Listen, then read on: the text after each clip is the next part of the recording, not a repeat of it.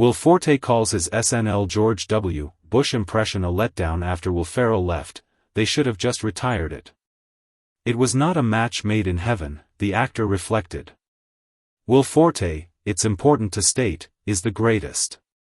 Whether on 30 Rock or The Last Man on Earth or the new Netflix adaptation of The Four Seasons or the Oscar-nominated Alexander Payne drama Nebraska, he always brings it. Add in his time on Saturday Night Live, where he first appeared as his signature MacGruber character, and everyone agrees he's the best. With that clearly and loudly said, not everyone bats 1,000, and Forte is well aware that he got stuck holding the bag when Will Ferrell left Saturday Night Live and somebody had to do George W. Bush.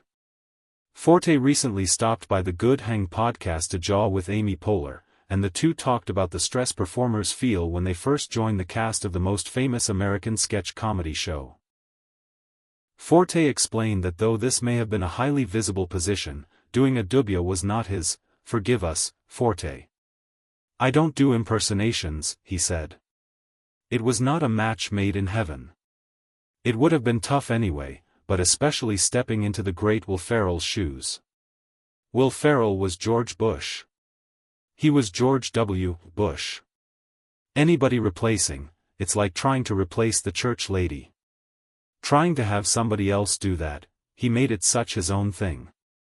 They should have just retired it.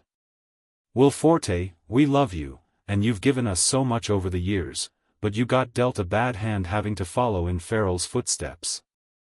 This was Poehler's cue to step in and say, no, no, no, you were brilliant, but she didn't try to gas him. Instead she merely observed how it is interesting how impersonations on a show like SNL get passed around, and remarked that, you've got a job to do.